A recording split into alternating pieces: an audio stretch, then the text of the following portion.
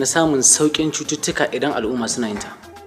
Doctor, abun da muna so mu ƙara sani a kai, maganin cutar nan ana magana HIV, to shine muke so mu ci kuna ba da magani kuma ana warkewa din. Babu wata cuta da Allah subhanahu wa ta'ala ya saukar, face kuma ya saukar da maganinta, kuma ya sanar da shi ga wanda ya so.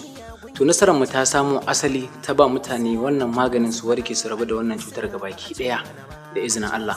Shi ya sama cibiyar Al-Yusra ta ba mutane dama cewa su ba da kaso 50 gurin karɓar maganin idan sun warke, bisani su zo su ci ragowar kuɗin a bisa yarjejeniya wadda ake da al'umma, kuma alhamdulillah an samu nasarori.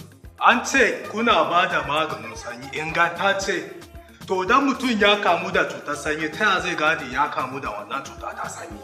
To gaskiya shi sanyi sunansa ne daya, illolinsa suna da matukar yawa a jikin dan adam. Akwai sanyi mai rike baya backbone, akwai na mara infection, akwai na kashi rheumatism, akwai na gwiwar joint pain, akwai kuma sanyin gloria wanda yake kawo karancin sha'awa da karancin ni'ima gurin bangaren maza ko mata. Yau kimanin shekara 10 kenan da muka yi aure, ba mu samu haihuwa ba. To gaskiya akwai matsaloli da dama waɗanda suke faruwa a jikin ɗan adam, wanda wani ya san su wani bai san su ba. Duk yayin da aka ce ƙwayoyin halittar mutum ta samu matsala na ɓangaren namiji ko mace, to fa ba zai samu haihuwa ba.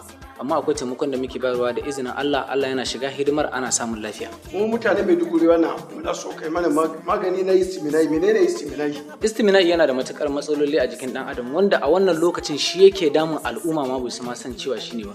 Shi yake haifar da matsaloli kamar haka: kankancewar gaba, saurin inzali, zafin tafin kafa, kasala ko yawan bugun zuciya, ko kuma yawan mantuwa, ko kuma tsinkewar mani ya hana mutum haifuwa. Wannan duk yana ɗaya kaɗan daga cikin illolin da istimina'i yake haifarwa a jikin ɗan adam, ko rama ko yawan ɓacin rai ko bugun zuciya. Ta musamman ta kai ma da dama. Da dama. Dakta, na ji labari aka ce yau za ka yi wannan zama musamman na taho.